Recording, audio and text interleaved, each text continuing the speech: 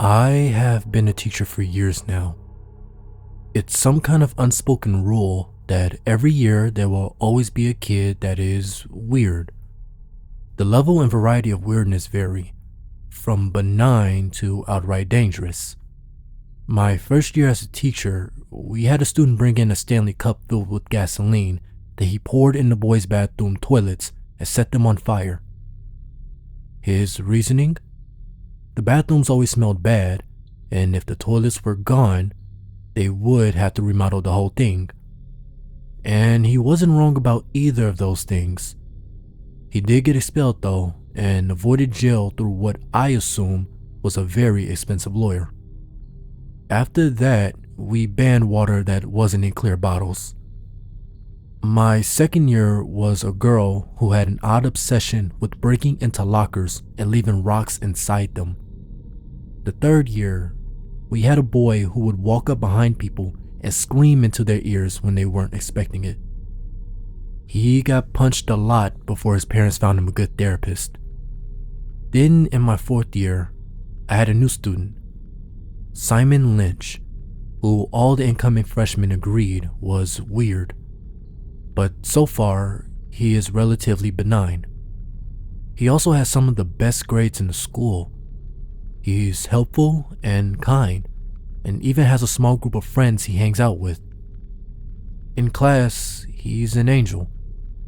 The weirdness comes from the fact that he keeps talking about the God in the corner.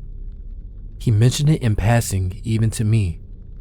He talks about this God so nonchalantly that you can almost dismiss it, like it's something he saw in a movie or read about it in a book. I don't think anyone gave it any mind when he started talking about it. But the thing is, he never stopped talking about it.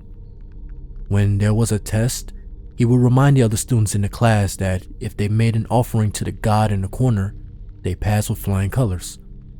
And apparently the powers of this God didn't stop at getting good grades. It helped with passing your driver's test, for helping you get rid of acne and lose weight and heal your dog's seizures. Nothing was too big or too small for the God in the corner. It was getting annoying, and I'd had to intervene and remind him that the classroom wasn't a place for religious talk. It's alright, Miss Quinn. It's not a religion, more like a cosmic force. I don't think you can actually pray to the God in the corner. Just give it things, he said with a small smile. After that, the talk of the God went quiet. There weren't any tests coming up. Then Shannon Berber came in one day, whispering to the other students that the God in the corner was real. And even better, it worked. Shannon had always had thick glasses. She was actually legally blind, and her eyesight was predicted to only get worse. But she had listened to Simon, and faced with nothing to lose, had made an offering to the God. And it hadn't even been a lot. Apparently, the God was satisfied with whatever you gave it, as long as it was sincere and something that meant something to you. It didn't want blood or your firstborn or anything so cliche. Shannon had made it a pie, a gooseberry pie, and a framed canvas of her own artwork. It had been a watercolor she made in class and been particularly proud of. She had placed these things in the corner, called the God, and gave it her wish, and the offering had been taken, and her eyes had been fixed that night. It was a miracle, for lack of a better word. I had never seen Shannon so happy. Her eyes were large and lovely, a clear hazel green that I had never been able to properly see. After that, talk of the God in the corner became more commonplace. One of the worst students in my class, Maxwell Hardy, suddenly started getting straight A's. Another girl, Emily Stillway, got a full ride scholarship to her dream school. For some other students, they grew taller, got thinner, had better skin. Some even developed athletic abilities seemingly overnight. It was weird. and surely it was all a coincidence. It had to be. And then my boyfriend Kyle got in a car wreck. He had been driving home when another driver, who was too busy texting to drive properly, T-boned him at an intersection. He was lucky to be alive at all, but he was in a coma, and there was no hope of him waking up, or him even living past the end of the week. I called Simon that evening. We're not supposed to call students, but I knew where to find his personal information, and I called his cell. My heart was pounding as I dialed the numbers. Hello? Simon asked from the other end of the line. Simon, it's Miss Quinn, your teacher from school. I stammered out. I know your voice, Miss Quinn. I think I know why you're calling. I heard about your boyfriend. Do you want to know how to make an offering to the God in the corner? He asked with certainty. Yes, was all I said back. It's easy, Miss Quinn. All you need is a corner somewhere in your house, or any building will do. It must be dark. There must be a shadow, just enough that you can't see the corner anymore. And then you give it something. Something that's personal to you. Something that's of sentimental value. Or something you made. Even a pie will do. Did you know Ryan Blair sang a song to the God in the corner? Something he wrote himself, and now he's the best player on the basketball team. Simon said conversationally. What do I say? What do I say to get the God to come? I asked, my voice trembling. You say out loud, "This is an offering to the God in the corner." Then you say what your wish is, and then the God takes the offering and it's all over. Oh, the most important part. Don't try to take a photo of the God or record it any way, or turn the light on and reveal what's in the corner. There are consequences to that, you know. Simon explained. What happens if I do that? I asked, fear creeping into my voice. Well, my uncle did that once. We never saw him again. I think he might still be alive, but honestly, isn't that scarier than being dead?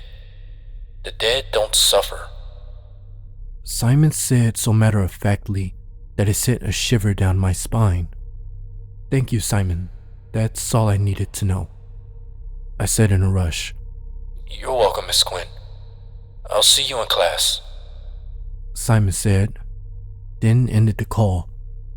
I sat there for a few minutes, genuinely contemplating what I was thinking of doing. I'd already crossed the line by calling a student like I did just now. Was I really this desperate? To try to give an offering to some kind of God that lived in a corner? I was. I couldn't lose my Kyle if there was even a slim possibility of saving him. But I had no idea what to offer up.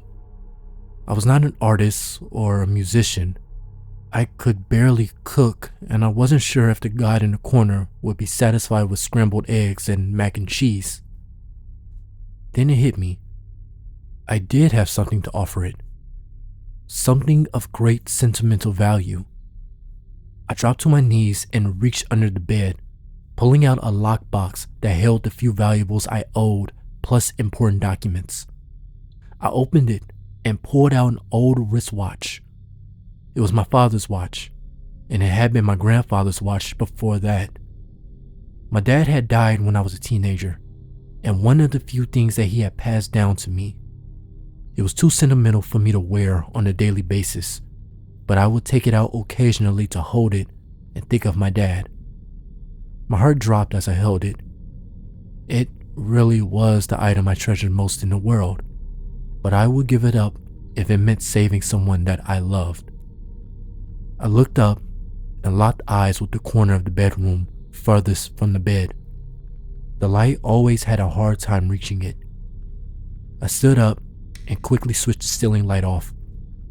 It plunged half the room into near darkness, and the corner itself was now completely black. I edged closer to the corner, feeling a mix of fear and hopeful anxiety. I later watched down at the edge of the shadow. I swallowed hard and started to speak. This is an offering to the God in the corner. Please heal my boyfriend Kyle and make him as healthy and whole as he was before the accident, I said timidly. A few seconds passed, and lots of conflicting emotions raced through my brain. Did I need to speak louder? Maybe the offering wasn't good enough. Or the more likely explanation was that this was all insane and my student had played a vile joke on me when I wasn't in my right mind. And then the shadows shifted. I gasped, falling backwards so I was flat on my backside. Two arms emerged from the shadows. A scream caught in my throat, and I clasped my hand over my mouth. The arms were long, far longer than a person's arms could possibly be. The flesh was a dark, ashen gray, not black. The hands were long and the fingers delicate, almost feminine. Short, dark fingernails that glimmered sharply in the dim light caught my eye. The hands moved slowly and purposefully. They plucked the watch up and turned it to the shadow, as if a face I couldn't see was taking stock of the offering. I heard a faint murmur, a whisper that sounded pleased. And then the arms, hands, and the watch retracted into the shadows like a rock disappearing into a lake after it's thrown in. I screamed then, a small, pathetic sound as I ran from the room. I stood shaking in my living room as I tried to process what I had just seen, what I had just done. I didn't go back into the bedroom that night. I didn't need to. I wasn't sure how much time had passed, probably no more than 20 minutes, when my phone rang. It was Kyle's mom. Maddie, you need to come to the hospital right now. His mom practically screamed over the phone. Oh God, what's happened? Is Kyle dead? I sobbed, fearing the answer. No, he's awake, and he's okay, and he's asking for you. She shouted back. Kyle was healed. It was nothing short of a miracle. Kyle was being hailed as a medical marvel, and the doctors promised that studies will be done on him in the future. I took him home a few days later. He was the same old Kyle, though he did tease me now about why I wanted the lights on in the bedroom and why I always stared at corners now. We got engaged not long afterwards and married. We even started our own family. Simon continued to be a good student. He graduated from high school as a valedictorian and got a full scholarship to a very prestigious university. Even that was years ago, and I see Simon's name on the news now. He started a new tech company that people are saying will be the next Tesla. In the photos I've seen of him, he looks handsome and self-assured, and it always leaves me wondering, what is the extent of the power of the God in the corner?